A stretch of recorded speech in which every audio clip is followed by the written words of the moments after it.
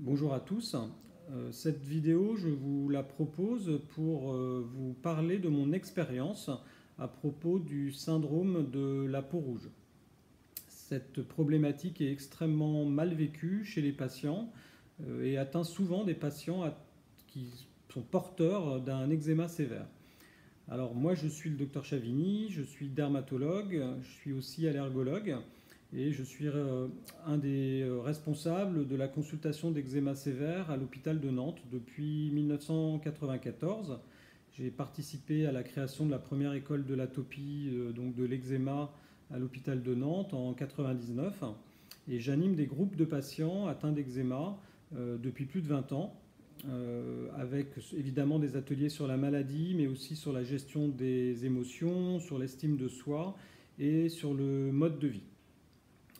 Donc ce syndrome de la peau rouge, je l'ai rencontré régulièrement tout au long de ces consultations et en animant les groupes, on peut vraiment apprécier à sa juste valeur la détresse que cette problématique peut entraîner chez les gens. Alors avant de continuer, on va parler de la cortisone parce que c'est un peu ce qui fait débat sur beaucoup de réseaux sociaux concernant cette problématique-là. Donc la première question que j'ai envie de poser, à laquelle je vais répondre à partir de mon expérience, c'est peut-on aller bien quand on a un eczéma sans cortisone? Alors la réponse à cette question c'est oui, mais c'est très rare. C'est-à-dire que moi, j'ai vu des milliers de patients atteints d'eczéma depuis plus de 25 ans, et j'ai quelques patients qui ont réussi à s'en sortir, à vraiment aller bien sans appliquer de cortisone, mais on est à moins de 1%. Donc dire que la cortisone n'est pas une arme intéressante pour gérer un eczéma atopique me semble inadapté. Alors après, on parle d'un médicament, et donc c'est aussi inadapté de dire qu'un médicament n'a pas d'effet secondaire. Tous les médicaments ont des effets secondaires. Mais quand on les donne, c'est qu'on estime que ces effets secondaires sont moins importants que les effets de la maladie. Et si par exemple on prend le cadre de l'eczéma, un eczéma sans cortisone ou est non traité va avoir des effets qui peuvent être absolument terribles alors évidemment sur le sommeil, sur les douleurs, sur l'estime de soi, l'image de soi, mais ça va aussi sur l'apprentissage scolaire, sur les syndromes psychiques ou psychiatriques de dépression, de perte d'emploi. Donc les conséquences peuvent être extrêmement graves et alors qu'on considère que si un eczéma est correctement géré, on arrive dans à peu près 90% des cas à mettre pas loin de zéro toutes ces conséquences dramatiques de la maladie. Donc il s'agit d'une arme thérapeutique. Mais comme tout médicament, on va lui donner un cadre. On ne donne pas du paracétamol ou une chimiothérapie sans en préciser le cadre à un patient. Donc la cortisone doit respecter un mode d'emploi. Donc moi j'ai fait d'autres vidéos pour expliquer le mode d'emploi. Là je vais surtout parler de la surveillance puisque c'est ça qui nous intéresse dans le syndrome de la peau rouge. Donc la surveillance de la crème à la cortisone va être double. La première va être sur la quantité totale. Donc la quantité totale de cortisone, on va dire de force normale, par exemple la bêta-méthasone, à ne pas dépasser est de 60 grammes par mois.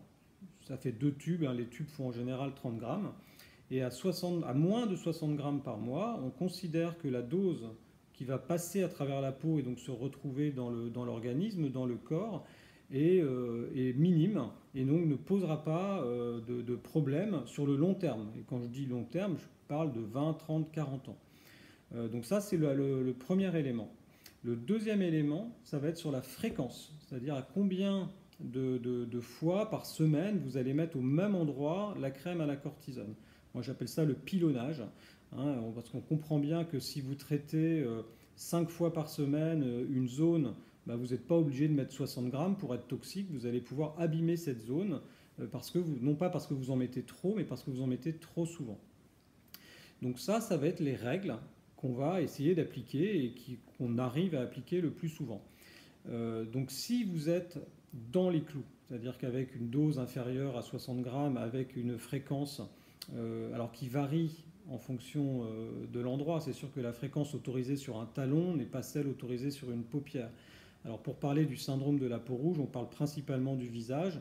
Donc la fréquence à éviter, c'est plus de 2 fois par semaine en entretien. On estime que si vous êtes à moins de 2 fois par semaine, le risque d'avoir justement ce syndrome de la peau rouge est très très faible. Il n'est jamais nul, mais il est très très faible. Si par contre vous êtes à 4 fois, 5 fois par semaine, là il est plutôt très élevé. Donc ça, c'est des règles qu'on va mettre en place avec le patient quand on le voit.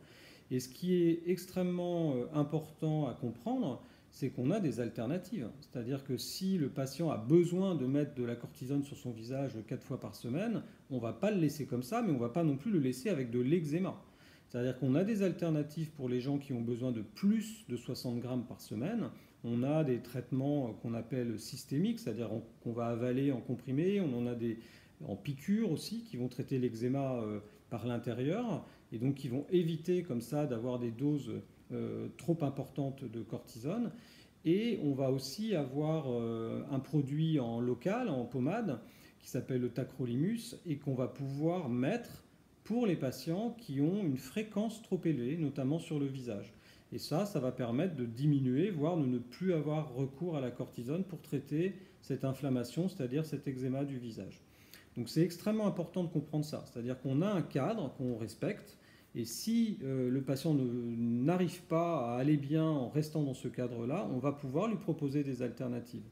Donc la situation dans laquelle on se retrouve avec un haut risque de syndrome de la peau rouge, finalement ne devrait pas exister, puisqu'il s'agit soit d'une mauvaise explication au patient, soit d'une mauvaise compréhension par le patient, mais c'est une situation qui ne devrait pas arriver.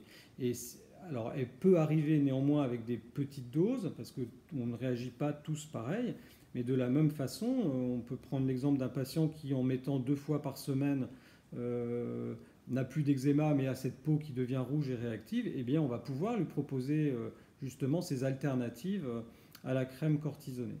Donc ça, c'est vraiment important de comprendre ça. Alors l'autre point qui est à mon sens primordial, c'est de comprendre la différence entre la maladie et le symptôme. C'est-à-dire que la crème à la cortisone est là pour traiter un symptôme. C'est-à-dire qu'on a une plaque rouge, on met de la cortisone, elle va être moins rouge demain. Mais ce qui va faire que cette maladie va s'amenuiser dans le temps, c'est pas la crème à la cortisone. Ça va être la gestion de ce qui aggrave la maladie, ce qu'on appelle les facteurs aggravants. Et il est évident que c'est un moyen d'avoir besoin de moins de traitements plus tard. Donc ces facteurs aggravants, il y en a 5, il y a les irritants, il y a les allergies, il y a les émotions, il y a les microbes et il y a l'eczéma lui-même. Plus on a d'eczéma, plus la peau est abîmée et plus ça va rentrer à l'intérieur de la peau, que ce soit les irritants, les allergènes, et puis les émotions, on va moins bien quand on a de l'eczéma partout que quand on n'en a pas. Donc l'eczéma est quelque chose qui s'auto-aggrave un peu comme le feu. Donc on comprend bien que la gestion de ces facteurs aggravants va diminuer l'eczéma et donc permettre d'avoir recours à moins de traitements. L'autre élément extrêmement important, c'est le mode de vie, l'alimentation, la gestion du stress, mais le contact avec la nature, le respect de ses valeurs, les relations sociales, le respect de son rythme, ses activités personnelles, tout ce qui va faire qu'un être humain est en bonne santé. C'est extrêmement important dans toutes les maladies chroniques, donc dans l'eczéma. Et on comprend bien que celui qui a une vie toute malheureuse en mangeant mal, en étant exposé à des toxiques, va avoir un eczéma plus actif que celui qui est apaisé, heureux, avec une vie saine. Donc ça, c'est également quelque chose qu'il faut travailler quand on a de l'eczéma, puisque ça va permettre de diminuer les doses de traitement. Et pour finir, on n'est pas obligé de rester tout seul, c'est-à-dire que c'est vrai que les médecins peuvent vous aider à traiter ces symptômes-là, et il y a d'autres professionnels de santé qui peuvent vous accompagner pour le reste, et ça peut être tout ce qui est médecine complémentaire, l'acupuncture, l'énergétique, l'homéopathie, l'ostéopathie, enfin, l'eczéma concerne tellement d'organes et de problématiques que plus on est à aider les patients, mieux ça va se passer. Donc voilà ce que je voulais vous relater, ce qui correspond à mon expérience assez longue dans le cadre de l'eczéma atopique.